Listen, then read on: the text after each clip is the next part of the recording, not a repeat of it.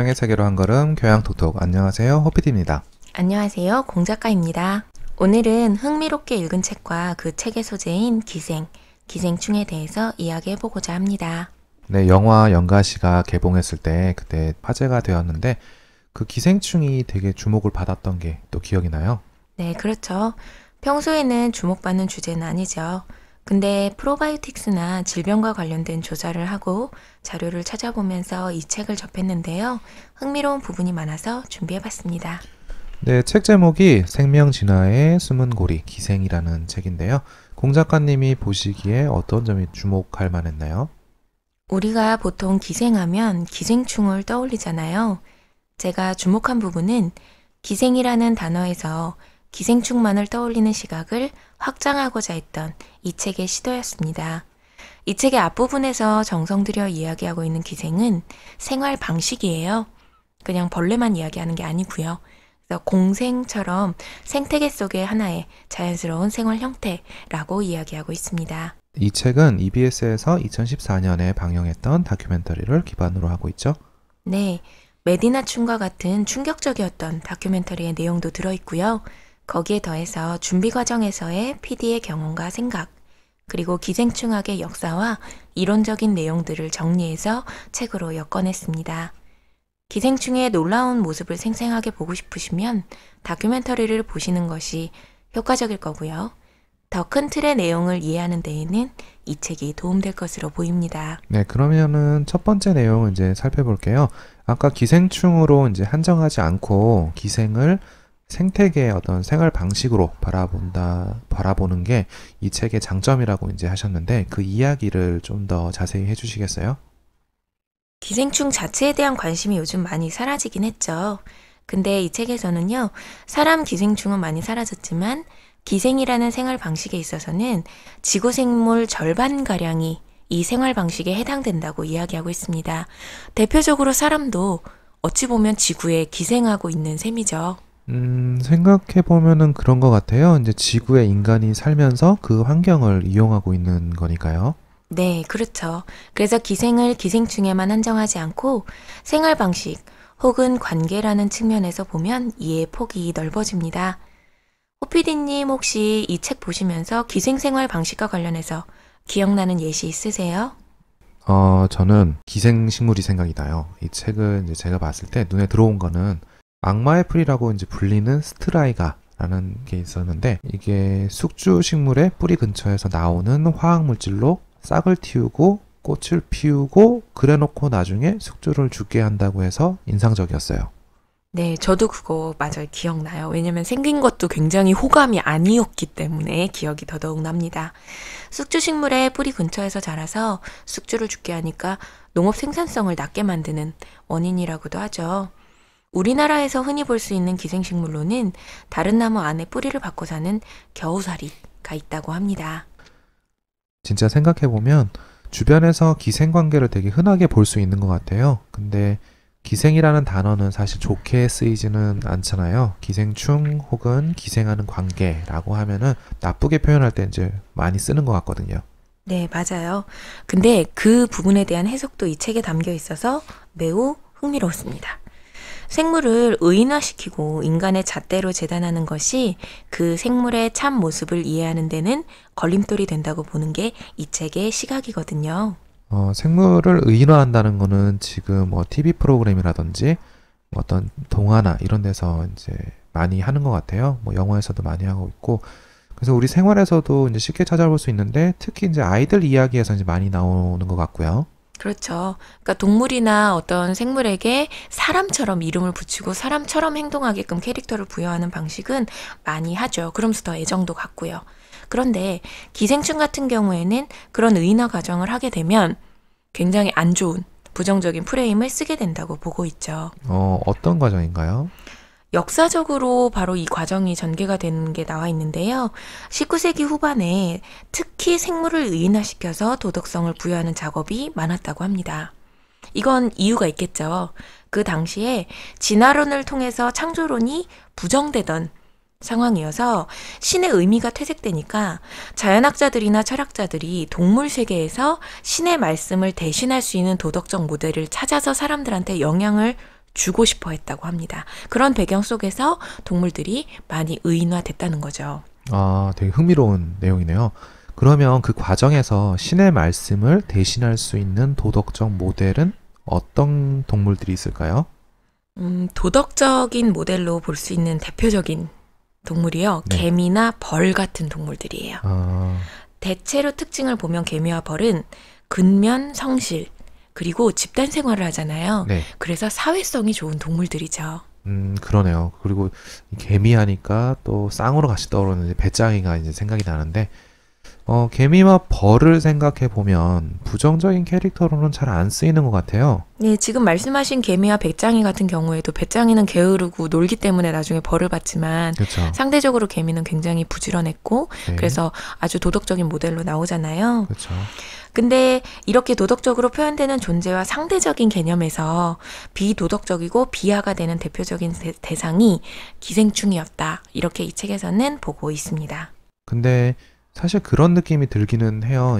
이게 비도덕적으로 보는 게 무슨 문제가 있는 거죠? 예, 지금 말씀하신 게 솔직히 기생충이 좀 비도덕적인 느낌이 들긴 한다는 말씀이시죠. 그러니까 좀 부정적인. 그러니까 제가 그렇죠. 볼 때도 사실 긍정적 의미를 부여하기에는 생김새부터가 약간 그럴 순 있는데 네. 이게 왜 위험할 수 있냐면 저희가 도덕적 잣대를 들이대는 순간에 상대적으로 있는 그 비도덕적 존재는 사회에서 악이 되는 존재. 네. 그러니까 필요 없는 존재일 수 있는 거잖아요. 네네. 그러니까 우리가 자연스럽게 생태적으로도 이들은 중요하지 않다. 음, 없어져야 될 존재다. 이렇게 생각할 수 있다는 거죠. 음, 그러니까 인간 사회가 아니라 생태계 속에서 사실은 이 동물들이 어떤 의미가 있을 수도 있는 건데 네네. 우리는 도덕과 비도덕을 나누는 그 시각에서 네. 이들을 없어져야 될 존재로 보고요. 네. 연구를 하거나 그 존재에 대해서 알아보려는 생각조차 하지 않고 무조건 배척하는 네. 그런 상황이 생길 수 있기 때문에 이게 위험하다고 보는 거예요. 저는 이 시각이 설득력 있다고 느껴졌습니다. 그러고 보니까 되게 생각할 만한 또 지점인 것 같아요. 우리가 평소에 저 동물은 도대체 왜 있는 거야? 해만 끼치는데 이런 식으로 이제 생각했던 것들도 생태계에서는 이제 필요성이 존재한다는 이야기죠. 인간에게 생태계를 재단할 권리가 있을까 싶고요. 네, 과학도 결국은 우리의 환경과 생활을 들여다보는 하나의 틀이니까요. 이러한 기회에 또 다른 시각으로 생각해보는 시간 갖는 것도 의미 있을 것이라 봅니다. 네, 그럼 생태계에서의 기생관계와 기생충이라는 존재가 비도덕적으로 인식되는 계기에 대해서 살펴봤고요. 그 다음으로는 어떤 거에 대해서 살펴볼까요? 이 책에서는 생명의 탄생과 기생의 시작이라는 챕터를 통해 박테리아부터 기생관계에 있는 다양한 모습들, 그리고 종의 분화를 설명하거든요. 그 중에서 인상적이었던 내용 한 가지를 소개하려고 합니다. 아, 박테리아부터요? 그럼 굉장히 이전으로 거슬러 올라가는 거네요? 네. 원핵생물, 진핵생물 이야기 나오는데요. 솔직히 문과 전공이라서 좀 많이 어렵게 느껴지긴 했어요. 그래도 결론은 기생충과 숙주의 공존이라는 것이 지금 지구의 생태계의 다양성을 만들어 주었다는 내용이었습니다. 여러 예시로 예전부터 쭉 훑어주기 때문에 흥미있게 보았습니다. 그 중에서 그럼 어떤 게 눈에 띄셨나요? 기생벌과 기생박테리아 이야기가 가장 인상적이었어요. 기생박테리아는 기생벌에 기생하는 건가요? 기생 계속 나오니까 좀 헷갈려가지고요. 그죠. 기생박테리아가 기생벌 암컷의 산란 과정, 즉 알을 낳는 과정에서 알을 감염시키면서 살아남는다고 합니다. 박테리아가 생명체에 기생하는 거는 이제 특별해 보이진 않는데 그럼 어떤 특별한 점이 있는 건가요? 그 기생박테리아가 기생벌의 암컷이 알을 낳을 때 감염시킨다고 했잖아요. 네. 그런데 이게 저는 좀 재밌게 봤던 게 모든 알을 감염시키는 게 아니고요. 암컷이 알을 낳지 않습니까? 네. 그럼 암컷이 낳은 알 중에 암컷에게만 박테리아가 전파가 된대요. 이런 걸 네. 수직 전파라고 한다고 합니다. 네. 그러니까 지금 예를 들면 바이러스가 전파가 되는데 주변에 있는 모든 사람들이 다 감염. 네. 이런 건 수평 전파죠. 그렇죠. 옆으로 쭉 퍼지는 거예요. 네. 근데 수직 전파는 대를 이어서 밑으로 내려가는 거죠. 암컷에서 암컷으로, 네. 또 그 암컷에서 다음 때 암컷으로. 네. 그러니까 이 기생박테리아는 암컷에서 암컷으로 내려가는 수직 전파의 형태를 띠고 있어요. 그러면 사실 수평으로 쭉 퍼지는 것보다는 박테리아 입장에선 굉장히 제한적이죠. 그렇죠. 아무래도 이제 한 대를 내려가야 되는 조건이 붙으니까 수평보다는 좀 불리하겠죠. 불리할 것 네. 같아요. 그 불리한 점을 극복하기 위해서 기생박테리아가 기발한 방법을 쓴다고 합니다. 어떤 여기에서 거죠? 특징이 보여요. 바로 기생벌이 낳는 알을 암컷으로 바꿔치기 해버리는 거죠. 아, 좀 무섭다. 그죠? 암컷으로, 그러니까 알에서 나오는 애들이 암컷으로 다 성별이 바뀐다는 얘기인 거죠? 네, 기생벌은 자가 수정이 가능한 생명체라고 합니다. 그래서 기생박테리아가 숙주인 기생벌로 하여금 기생충에 감염될 수 있는, 그러니까 즉 기생박테리아가 감염될 수 있는 암컷을 더 많이 낳게끔 조종한다고 해요. 그럼 암컷에만 전파가 되니까 암컷으로 성별을 바꿔서 자신이 감염될 범위를 넓히는 거네요. 그렇죠. 근데 이거 자체도 사실은 신기하고 어떻게 보면 무섭기도 하고 그 박테리아가 그렇게 조종을 하고 머리를 쓴다는 게요. 근데 또 하나 주목할 수 있는 게 있는데요. 기생 박테리아가 감염된 기생벌이 어쨌든 짝짓기를 또 하게 될 때 네. 기생 박테리아에 의해서 이미 박테리아에 감염된 다른 벌과 끌림을 느낀다 그래요. 아, 감염된 애들끼리? 예, 그래서 감염된 그 무리가 형성이 되는 거죠. 아, 감염된 존재는 감염된 존재를 이끌림을 느끼니까 네네. 감염된 애들끼리 무리를 이뤄서 하나의 이제 계속 번식이 이루어지게 되는 거고요. 비감염 무리는 이제 그런 거랑 상관이 없으니까 네네. 다른 벌들과 이제 이 번식을 할 거잖아요. 네. 그래서 자연스럽게 이 기생벌 자체에 감염 무리와 비감염 무리가 나뉘어서 네. 기생벌 자체의 종의 분화를 가져오기까지 한다. 라고 설명을 하고 있는 거죠. 되게 특이하네요. 그 박테리아 때문에 종이 바뀔 수도 있다는 얘기니까. 예, 그래서 이 책이 이야기하는 게 기생충만 보지 말고 기생관계를 보자라고 주목을 했던 게 이 기생관계를 통해서 네. 결국은 이 종의 변화까지도 네. 다양하게 나타날 수 있다라는 예시를 여러 가지로 들고 있는 거고요. 그 중에 하나가 이 기생벌과 박테리아였던 겁니다. 되게 재밌는 내용인 것 같아요. 네. 예.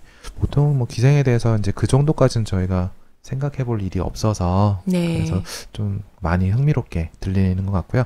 그럼 이제 마지막으로 아무래도 이 책의 주인공인 기생충에 대해서 이야기를 하고 가야 될 것 같아요. 네, 본격적으로 기생충에 대해서 이야기해 보려고 하는데요. 이거는 호피디님이 굉장히 재밌게 본 기생충 하나 있다고 하셔서 호피디님이 설명 한번 해주세요. 네, 제가 이제 이 책에서 본 기생충 중에서 제일 눈에 확 들어온 애가 있는데 그게 메디나충이라고 있어요. 이게 다큐멘터리 방영할 때도 사람들한테 가장 큰 화제가 된 게 이 메디나충이라는 거가 있습니다. 네, 어떤 기생충인가요?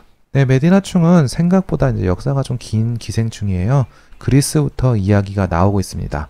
물벼룩을 통해서 전파가 되고 위장을 뚫고 다리로 내려가서 발로 나와요. 무섭죠? 몸체는 또 뱀처럼 깁니다, 이게. 제가 이 기생을 읽으면서 열린 마음으로 기생충을 다시 보려고 해도 역시 징그럽습니다. 거기다 발까지 이동을 해서 내려간다니 정말 징그러운데요. 그쵸. 이 기생충, 그러니까 메디나충 얘기인데, 메디나충에 감염되면 발이 엄청 뜨겁게 느껴진다고 그래요. 그래서 발바닥에 이제 수포가 나게 하고, 수포가 나면 뜨거움을 느끼게 되죠. 그래서 발이 막 뜨거우니까 이제 사람들이 이제 어떻게 할 것 같아요? 뜨거우니까 식히고 싶겠죠. 그 뜨거운 열기를. 그렇죠. 당연히 그래서 발을 식히려고 물에 발을 담가요. 그러면 그때 수포가 터지면서 메디나충의 알들이 물로 퍼집니다. 그럼 그 물에 퍼진 메디나충의 알들이 물벼룩한테 들어가고요. 그 물벼룩이 있는 그 물을 그냥 마신 다른 숙주, 그러니까 사람이죠. 사람들은 또 다시 그 메디나충에 감염이 되는 거예요. 뭔가 상상하니까 굉장히 괴로운 과정인데요. 그럼 지금 이제 이게 물을 매개로 해서 전파가 되니까 물가에 있는 사람들, 물을 걸러서 먹지 않는 사람들이 걸릴 확률이 높았겠어요? 네, 맞아요. 그래서 예전 기록을 보면은 고대 그리스가 있던 지중해 동쪽 지역에 메디나충 감염이 많았다고 합니다. 그 메디나충의 알이 발의 수포를 통해 나간다고 말씀을 하셨잖아요. 네. 그럼 알은 그렇게 퍼진다 치고 네. 그 메디나충 자체를 뺄 수도 있어야 되겠죠. 얘가 계속 그렇죠. 살게 할 수는 네. 없으니까요. 그럼 네. 어떻게 주로 제거를 한다고 나와 있나요? 네, 이걸 제거를 하려면은 얘가 이제 피부를 뚫고 나왔을 때 그 기생충의 몸체를 막대기에다가 돌돌돌 말아서 이제 빼내야 되거든요. 근데 이제 한 번에 이걸 휙 빼내면 안 되고 중간에 끊어지면은 이제 사체가 이제 몸속에서 이제 아무래도 부패를 하면서 여러 염증도 일으키고 이제 부작용을 만든다 그래요. 그래서 2주에 걸쳐서 하루에 조금씩 천천히 돌돌돌돌 돌리면서 빼야 된다고 합니다. 방법 자체는 되게 단순하게 들리죠? 네, 방법 자체는 단순한데 걔가 그러니까 나와 있는 돌돌 말린 상황이 그대로 있는 게 2주로 간다는 얘기잖아요. 아, 그쵸. 계속 빼내야 되니까. 네. 너무나도 징그러울 것 같습니다. 책에 있는 사진이 또 생각나네요. 아, 저도 이게 사진으로 봐도 참 그래요. 이게 그 광경이 참 그로테스크한데 좀. 근데 또 여기서 이제 흥미로운 이야기가 이제 하나 있어요. 그 의학 관련 상징물로 그 뱀 한 마리가 이게 휘감고 있는 이제 지팡이가 있는데 그게 아스클레피오스의 지팡이거든요. 이거 보신 적 있죠? 네, 퀴즈 프로그램 이런 거 보다가 본 적 있는 것 같아요. 그 인물과 메디나충이 관련되어 있나요? 이 책에서의 이제 해석인데 그 지팡이와 뱀이 상징하는 게 사실은 메디나충을 돌돌 말아서 빼던 나무 막대기와 메디나충을 상징하는 거라고 합니다. 그럴듯한 해석이네요. 왜냐면 그리스 지역에 메디나충이 많았다고 했으니까 의술과 관련된 인물이라면 설득력 있는 추론인 것 같습니다. 근데 그리스 때뿐만 아니라 지금도 이 메디나충이 있는 거죠. 그럼요. 지금도 있어서 많은 사람들이 이제 좀 고통스러워하는 기생충이기도 합니다. 책이랑 다큐멘터리에 보면은 이제 살아있는 메디나충 보실 수 있고요. 그것도 이제 다리에서 나오고 있는 거, 그게 또 다 찍혀 있어요. 그러면 어쨌든 이 기생충에 감염됐을 때 굉장히 괴로울 거잖아요. 지금 현재도. 네. 그럼 이를 막기 위한 방법은 어떤 거가 나와 있나요? 이게 의외로 쉬워요. 그 물에서 아까 말씀드렸지만 물에 있는 물벼룩에 의해서 이제 퍼지거든요. 그래서 물을 한번 걸러만 줘도 기생충 감염을 막을 수 있다고 해요. 그렇군요. 그럼 저희가 지금까지 기생 관계, 그리고 이제 그 기생 관계에 대한 어떤 도덕적인 판단과 관련된 이야기, 그리고 기생충에 대해서 알아봤는데요. 네. 호피디님 어떠셨어요? 네. 많이 알고 있는 주제 같지만 또 의외로 이 기생충을 주제로 생각해 볼 수 있는 시간은 또 많지 않았던 것 같아요. 관심 있는 분들은 다큐멘터리를 한번 보시면 좋을 것 같고요. 좀 더 큰 시각에서 기생충학을 접해보고 싶으시면 책을 한번 보시는 것도 좋을 것 같습니다. 그럼 오늘은 여기서 마무리할까요? 네, 내용이 마음에 드셨으면 구독, 좋아요 눌러주세요. 교양의 세계로 한 걸음, 교양톡톡. 지금까지 호피디 공작가였습니다. 함께 해주셔서 감사합니다.